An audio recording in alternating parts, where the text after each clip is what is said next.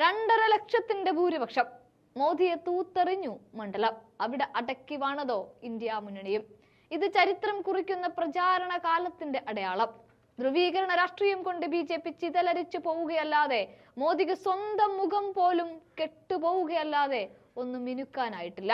അതുകൊണ്ടാണ് വെറും 19% മാത്രം ന്യൂനപക്ഷമുള്ള UP-യിൽ പോലും അതുപോലും കയ്യിൽ നിന്ന് പോയത്. അവിടെ അഖിലേഷിന്റെയും രാഹുലിന്റെയും പൂണ്ട് വിളയാട്ടമാണ് തെരഞ്ഞെടുപ്പ് ബലം പുറത്തു വന്നപ്പോൾ നമ്മൾ കണ്ടതും.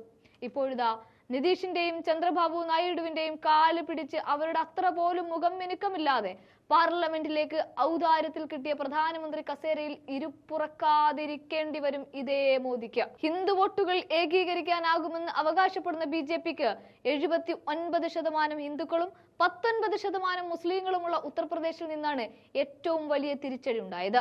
രാമക്ഷേത്രം സ്ഥിതി ചെയ്യുന്ന ഫൈസാബാദിലും BJPക്ക് കനത്ത പരാജയമാണ്.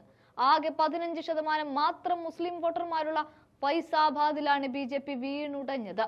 ഇന്ത്യയുടെ ചരിത്രത്തിലെ ഏറ്റവും വലിയ വിദ്വേഷ പ്രചാരണമാണ് ഈ തെരഞ്ഞെടുപ്പിൽ അത്രയും നമ്മൾ കണ്ടതും കേട്ടതും കൊണ്ടതും. പ്രധാനമന്ത്രി നരേന്ദ്രമോദി നയിച്ച BJP തന്നെയാണ് ഇതിനുള്ള നീക്കം തെരഞ്ഞെടുപ്പിൽ നടത്തിയതും. ആദ്യഘട്ട തെരഞ്ഞെടുപ്പ് കഴിഞ്ഞപ്പോൾ തന്നെ കരുതിയ അത്ര ഭരണാനുകൂല തരംഗമില്ലെന്ന് തിരിച്ചറിഞ്ഞ BJP ധ്രുവീകരണത്തിനായി തീവ്ര ശ്രമം തുടരുകയായിരുന്നു.